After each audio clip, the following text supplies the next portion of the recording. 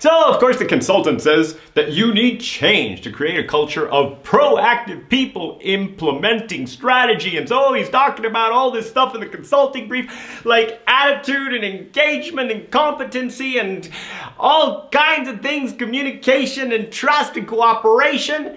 And so Rama's going like, dude, do I need to be a superhero for this? And of course, Mary's like, is this possible by 2025? And she doesn't really like change. So let's go on our journey.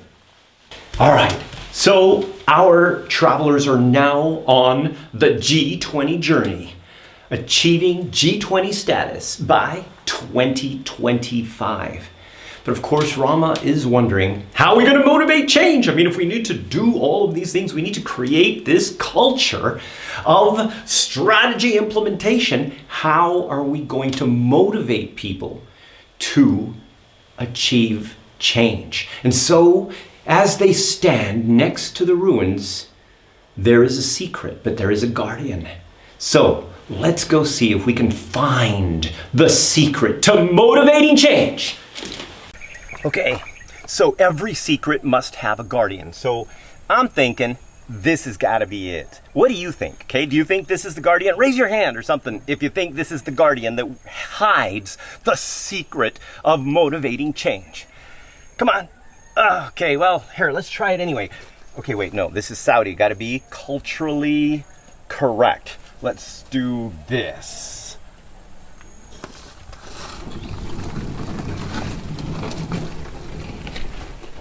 All right, so how important do you think that organizational culture is in motivating change? All right, so I want you to think about that, okay? And meanwhile, oh my gosh, here it is! The scroll of environment! Dun, dun, dun! Okay, guys, I need your help here, right? So, this is a participative thing, right? So every time we find something cool, everybody has to say, dun, dun, dun! Okay, ready? Okay, we'll try it together. Okay, the scroll of environment! Dun, dun, dun! Okay, that was like 7 of you said that. All right, so let's try one more time. All right, ready? One more time, okay, everybody? Okay, you ready? You ready? Okay, the scroll of environment! Dun, dun, dun! Okay, much better. All right, so this scroll is going to help us to determine who is going to be able to help motivate change so that we can get more strategic implementation and create a culture to do it. You want to know who? Let's go back.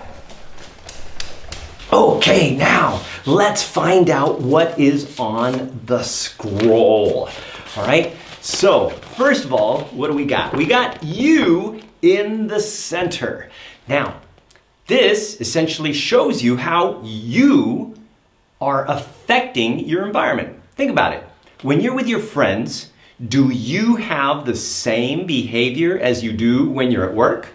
And if you're at work, do you have the same behavior as you do when you are with your family?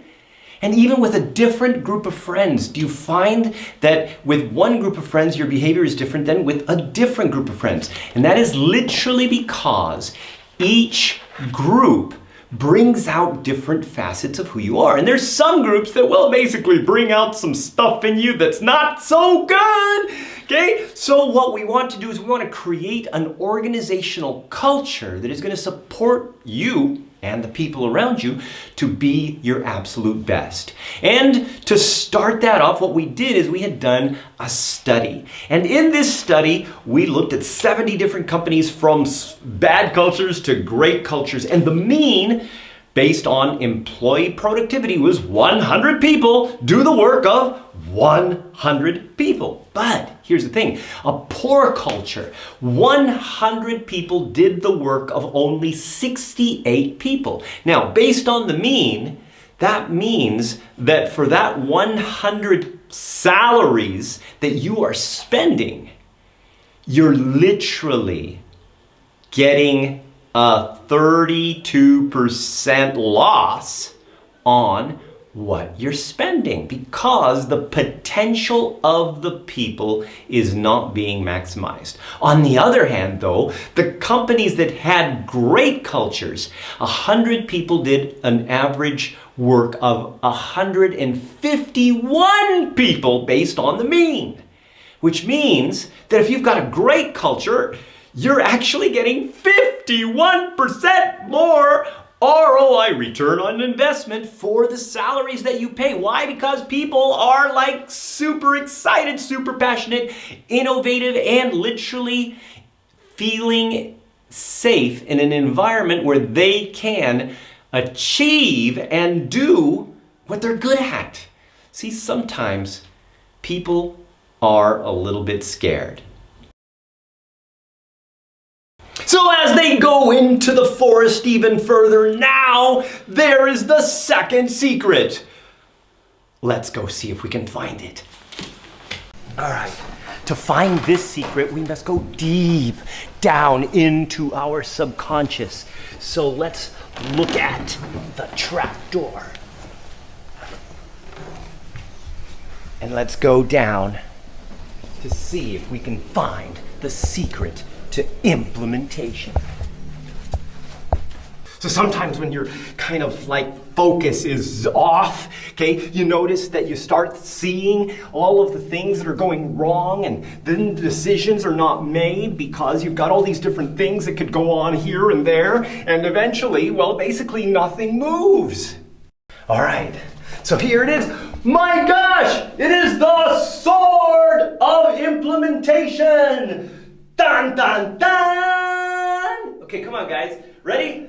The sword of implementation. Dun, dun, dun! All right, much better. So let's go. All right, so we've got the sword of implementation. So now, of course, Jack, he's not really having a good time with this whole looking for swords and scrolls and stuff, right? So what he is doing is he is just looking at the tree. Remember how like sometimes when you're focusing on something, well, basically you don't see other stuff. So we're gonna try an exercise, all right? So everybody, I want you to kind of stand up right now.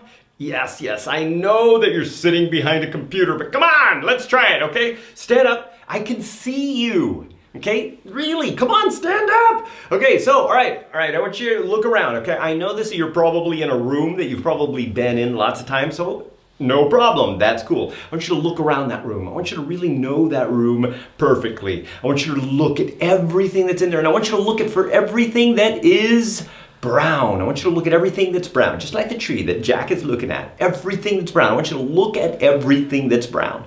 All right, you see everything that's brown, look around, okay, see it, okay, all right. Now, okay, don't sit down yet, don't sit down, all right, now I want you to close your eyes. Okay, ready? Close your eyes. Okay, got it?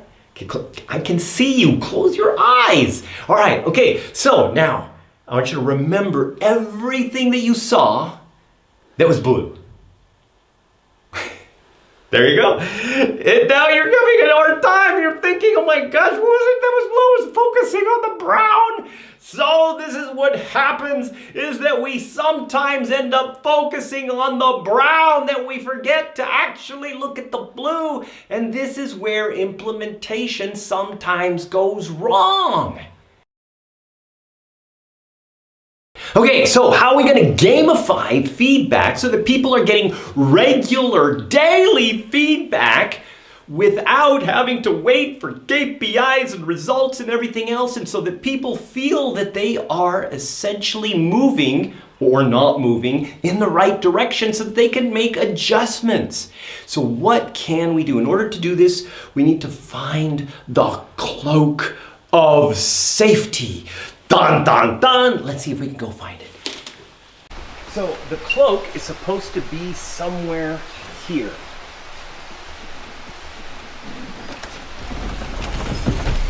There we go. So here it is, and there it is! The cloak of safety! Dun, dun, dun! And it's just been dry cleaned just for us to use in this presentation. But see, don't you notice how sometimes when you're not really feeling that you're safe, you feel that there might be some consequences that, well, it just might be a little bit difficult to actually take action and implement something because you're not sure. And if you're not sure, well, that creates doubts. And if it creates doubts, well, maybe you are waiting to make a decision and nothing ends up happening. So, hey, let's grab the cloak and let's get out of here. All right, so now we got the cloak of safety. All right, so what does this all mean? Because, see, if we're going to get feedback, we can't get feedback like at the end of the annual review, right? Even if it's a biannual review. People need to have feedback on a regular basis. But in order to do that, how are we going to maintain that level of motivation? How are we going to get people to consistently implement and make sure they're on the right track or feel that they're on the right track? They need to have the confidence and feel that sense of trust. Okay, so here's what it's going to be. We're going to not measure the KPIs. We're still going to measure the KPIs, but that's not the only thing. See, we're going to take those KPIs, we're going to take those values that you've got, and we're going to reverse engineer them into behaviors. And so now it's a lot easier to measure a behavior every single day. And if you're measuring the behaviors and you're gamifying the behaviors with the Squadly app or anything similar to it, what will happen is that people will start to consistently develop the habits that those behaviors provide. And since those behaviors are reverse engineered from the actual results that you want to achieve, well, guess what? More people are going to be on the right track to achieve those results. And as long as they are doing the behaviors, they know, well, that's the behavior and it's measured consistently. In fact, it can be even daily with the Squadly app that only takes 20 seconds to create a data point. And so now we are ready to move on to getting a consistent gamified feedback so that people can consistently be comfortable in implementing the strategy that they need in order to achieve the results for Saudi Post to achieve its goals. So this is one of the issues that we're constantly facing, is how we can actually give some negative feedback in positive ways. And all of the gamification elements that we've talked about and how to implement them are literally going to help us create a positive organizational culture where essentially we have trust. But ultimately, trust is the key. And in order to do that, we need to find the helmet of trust. Let's see if we can find it. All right, so now we need to find the helmet of trust. All right, now this is so important because trust is going to be essentially the foundation of strategic implementation, or the culture of strategic implementation. And we're gonna make it fun, and we're gonna make it like so people, even though they may do something wrong, are actually getting value or feeling like they are valuable in the process of improving. Because, well, that's what we do when we have the right culture. But I need you guys to help me. Can you guys find this helmet anywhere? I don't see it. I'm not sure where it could be. Where? Oh my gosh, there it is! The helmet of trust! Dun, dun, dun! Okay, let's grab it and go!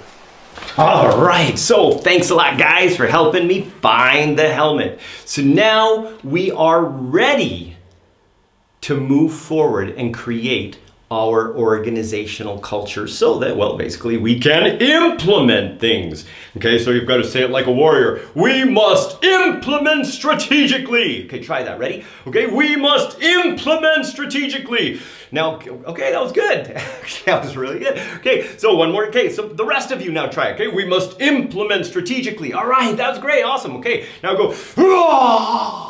Okay, you got a helmet? If you got a helmet, you can just kind of put it on and just go like, Okay, well, maybe you don't have a helmet. That's all right, no worries. Okay, so what we are going to do though is we're going to go to the next level of creating our organizational culture, okay? All right, so now we're ready for questions. So you guys got any questions? Let's have them, okay? So just go ahead, raise your hands, and I'll be able to pick you up one at a time, and we will make sure that you get your questions answered.